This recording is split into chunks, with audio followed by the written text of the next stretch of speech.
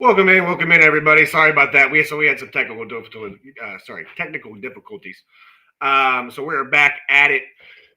So right back into things. So tonight we are covering the NFC East post draft, right? So we're going to cover a little bit of draft nuggets, kind of like intel type deal. What really happened with each pick? Where does that really leave each team? Okay, so that's what we're going to be talking about tonight. We'll get into our sponsor real quick. We are powered by the Sports Lounge Media. Guys, go check us out. Big things happen over here at Sports Lounge Media. Big time of year, right? Football is just around the corner. We are really excited about gearing up and getting into football again. And here at the Marshall Experience, we're really excited to gear up into fantasy, right? We're getting really into deep diving into fantasy leagues here pretty quick. And here at the Marshall Experience, we're going to be here for your content and your helping your fantasy needs. So if you guys are in fantasy leagues and didn't do so hot last year, or you're always looking for extra tidbits or extra tips, give us a follow here at the Marshall Experience. And again, down here at the bottom, TikTok, Facebook, YouTube, Twitch, and we're trying to build up an X account as well. So go check us out everywhere, guys. We're just trying to build a community, and we deeply appreciate it. So we'll get started right into it. So, boom, right into it. Top of the team. We'll get first into it. Dallas Cowboys. Okay. Rumor has it that the number one option would have been Terratula McMillan. Okay. In my mock drafts, I had Dallas going wide receiver. Opposite of CeeDee Lamb, we didn't really know what was going to transpire. We didn't know, if CeeDee Lamb goes down, what did you really have? You had Tolbert, you had Turpin, you had a return specialist, but you didn't have an actual wide receiver to hold down the fort, right? Now that they've traded for George Pickens, I think that, they've temporarily solved that. In my personal opinion, I think that maybe George Pickens is somewhat of a rental, if you will. He is on a short contract. I don't see Dallas extending that contract, considering they have so much money elsewhere. But we'll see. We'll see how it transpires out. But again, top of the list on their draft board was apparently Terratula McMillan. He went at 8 to the Carolina Panthers, which was absolutely a steal, in my personal opinion, and a very good pick by the Carolina Panthers. But the Dallas Cowboys at 12 decided to go Tyler Booker. Okay. I think this was the first pick of the draft that kind of like made me sit back in my seat, really made me sit back and, wow, that was kind of a surprising pick. That was a confusing pick. But again, it's the Dallas Cowboys. We go back and it's Mozzie Smith, and it's you go back in history and they do make these picks. They make these reaches that sometimes work out and sometimes don't. So we'll see how Tyler Booker works out. They felt like he was their typical offensive lineman with pedigree, and it seemed like he was their guy. Now, rumors did have it that they were trying to trade back from number 12. But apparently that deal was not done, right? That was not done. It was not up to their standard. Whether it was not up to their standard or no other team wanted to trade with them, that's I'm not sure on that one. But rumors have it is that they were trying to trade back, which makes sense because Tyler Booker wasn't really valued at 12. So for them to be trading back would make a lot of sense in sense of value, right? But again, they got their guy. I felt like they reached for it a little bit, but you get your guy. Now we go into the second and the third round. In the second round, they got Donovan Escaro. Okay. This is what they had to say about Donovan Escaro is the leadership and explosion shows. Okay. Sometimes you just see it right away. This was a don't overthink it pick. Okay, so this was a best player available. This was a, hey, we have to go get Micah help. We have to go get someone on the other side of that defensive line that is not Micah Parsons, that is going to be able to take the pressure off our defense. Okay. They did that with Donovan Escarot.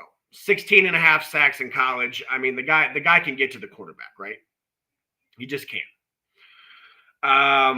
We'll see how that translates to the NFL. Could be interesting. The third round, early third round, they take Siobhan Revel. I think this is one of the best valuable picks in the entire draft, to be honest with you. I thought there was a big drop off at corner after him, but I really thought that he had a chance to go late first, early second. I think that he has the talents, he has the tangibles to really transfer to the NFL.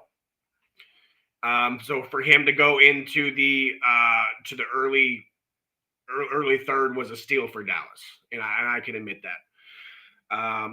Dallas, I felt like got better value in the second and third round than they did in the first, and that's fair. Okay, we'll get right into the Giants, who might have had one of the best drafts entirely. Might have had one of the best drafts out of every team. One of. The Giants said that they settled on Jackson Dart after the Monday night meetings after of a draft week. So when was the draft? Thursday? So they knew Monday night who they were going to get. He said at that point that Jackson Dart had checked all the boxes. They also had decided that they would not be trading above Pittsburgh,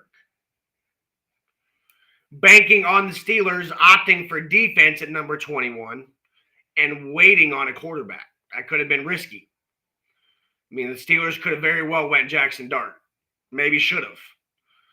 But, that was a risk they were willing to take, and, they definitely did that. And talking to the teams in 20s about a trade-up, the Giants had made it clear that they would not part ways with the 65th pick. Okay, so that would have been their second-round pick. Houston was comfortable with that. Houston didn't need it. I'm not sure, and I don't want to butcher what they got to move up. So I'm not gonna mention that. But apparently it was not the 65th pick. With that 65th pick, the Giants used it on Darius Alexander, who was one of my favorite players in this draft class. He was an early day 2 prospect. Obviously, you pair him alongside Dexter Lawrence. You got Abdul Carter with the third pick. They really are starting to build this New York defense, and they're starting in the trenches, right? Everybody's watching what Philadelphia is doing. Everybody's watching what Detroit's doing. Building in the trenches. Detroit could do it a little bit better, but everybody's watching what Philly's doing, right? Building in the trenches, and I think everybody's starting to do it, which is quite scary because this is going to be a nasty league here come soon. The Giants did work out with Shedeur Sanders the week before the draft, but Sanders had sensed much earlier that New York probably wasn't in the cards for him. He had openly acknowledged that during the pre-draft process that he didn't hit it off with the coaches. Rumor has it is that Brian Dable was giving out this test, right? This playbook test. And he basically had turned it down and said, whether it was I'm too good for the test or I don't need the test. But basically had turned it down, and Jackson Dart had aced said test. So that's kind of where their decision making had went.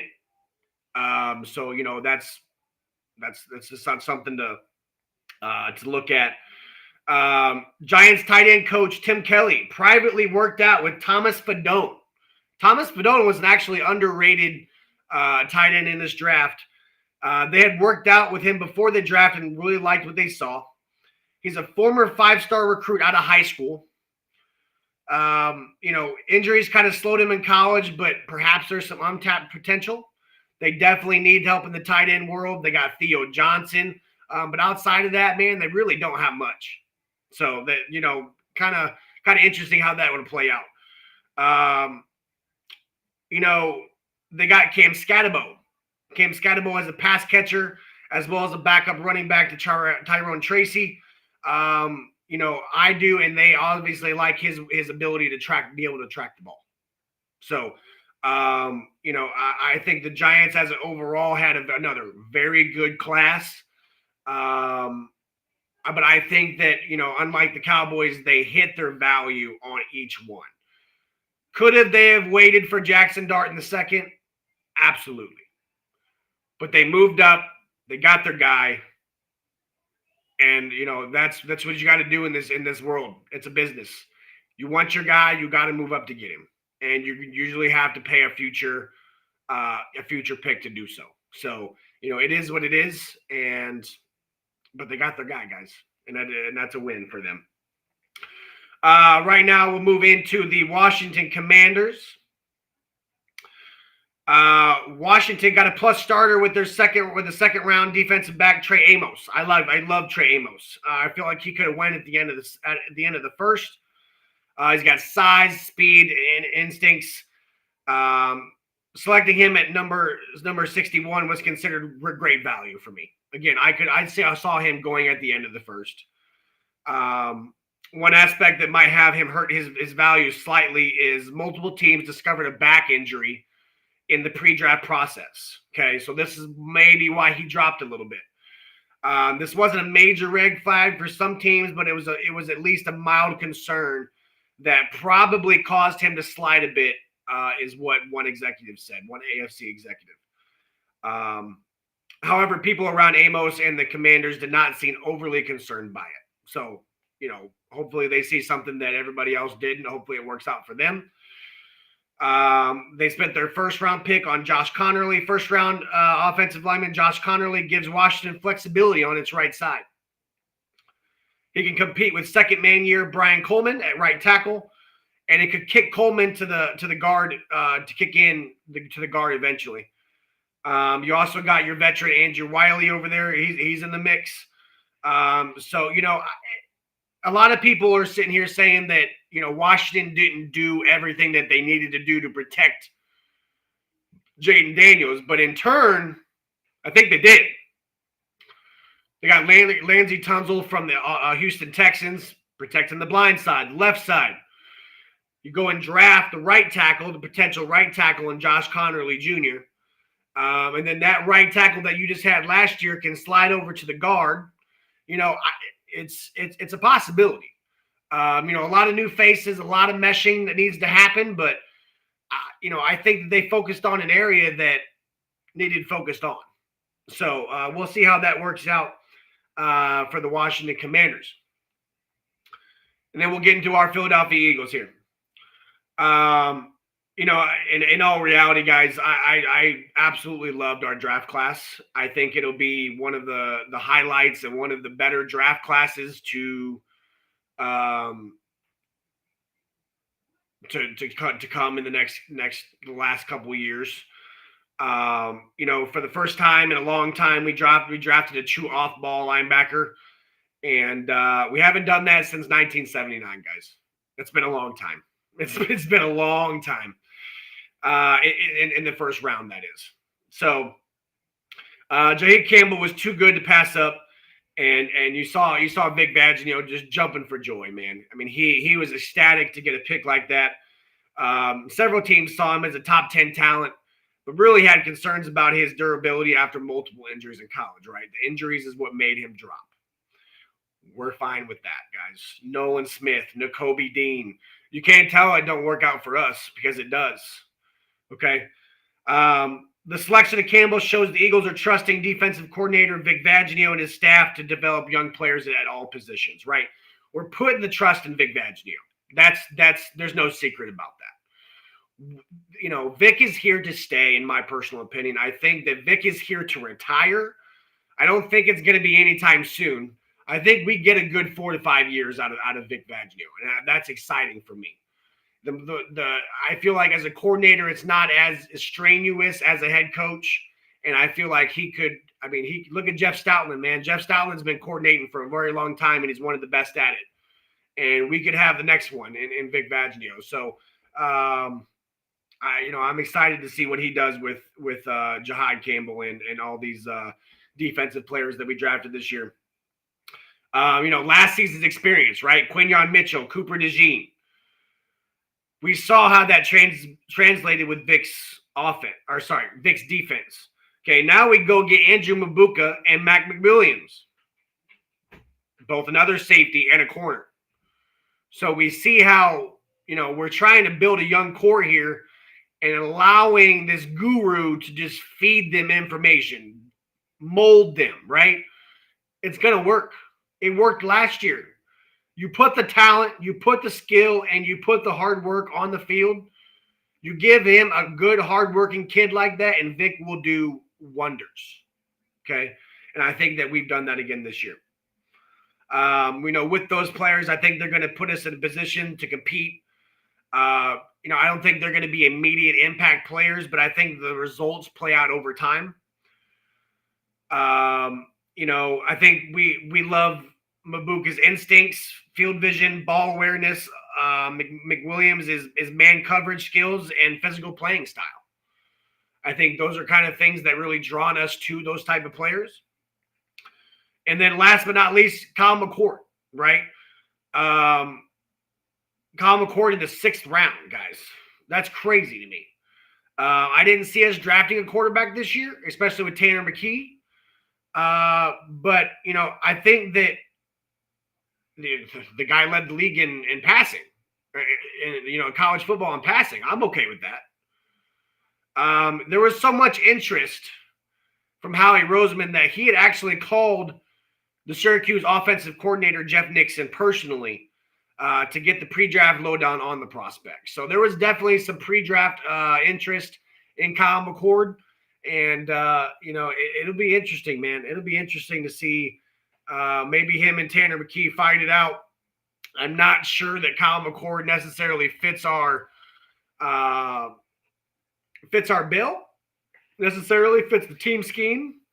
But, we'll see how it all works out, man. But I feel like, really, honestly, I really do feel like the NFC East beast is back. What we're going to do another episode to where we kind of rank the NFC East and we kind of talk about it. But I really do think there's about to be at least three really good teams that could float around 8 wins. I think, last year we were looking at an NFC West where they were battling until like the last 3 weeks of the season. You could see that this year in the NFC East. I think the Philadelphia Eagles will obviously be good. Commanders, they have a lot to fight for now, losing the NFC Championship. Jaden Daniels has something to prove, right? You go and revamp your offensive line and, get it done, right? Then you got the New York Giants, who just revamped their whole entire defense. Now you got your veteran quarterback play, and you got 2 of them at that. You draft your guy for the future, and so we're going to kind of see how this all pans out. I do have Dallas as that kind of the odd man out, and a lot of people call me crazy, but you got a new head coach that nobody wanted, right? They scraped the bottom of the barrel for Brian Schottenheimer. You have no run game. You have a shiesty defense that I just can't trust. You have a quarterback that can't get it done in playoff time. You have an offensive line that just lost an all-time, possibly a Hall of Fame all-pro lineman in Zach Martin. You have to replace that with a reach in the first round. It's not meshing for me, guys. It's not, I get it's the Cowboys. I get they've had prior success, but they've also had prior success under Mike McCarthy. They've also had prior success under better coaching, better run games, better offensive line. Like, the Cowboys are falling, and the rest of the NFC East is rising. Okay, we're leaving the Cowboys behind, and that's as true as it gets for me. So, guys, that is going to be it for us tonight. It's going to be a short show. We appreciate you guys coming in always and forever. Here at the Experience, again, we appreciate everybody. Tuesdays, we're moving to Tuesdays and Sundays. Tuesdays, it's going to be strictly fantasy, guys. If you guys have a fantasy team, if you guys have, any fantasy recollection of any kind, you need tips, you need advice, you just want to listen. Follow us on all platforms, TikTok, YouTube, especially. We're trying to get a little bit of a X handle going. This is the spot. We're going to be creating some content for you guys, and it's going to be good content. So, hopefully you guys can, make you win some games this year. So, give us a shout out and give us a check. But again, we're powered by Sportslawns Media. Go check them out, guys. Go check us out. Big things happening to Sportslawns Media, and we are sponsored by the Mogul brand. Guys, I appreciate you guys coming in. Again, lovely night.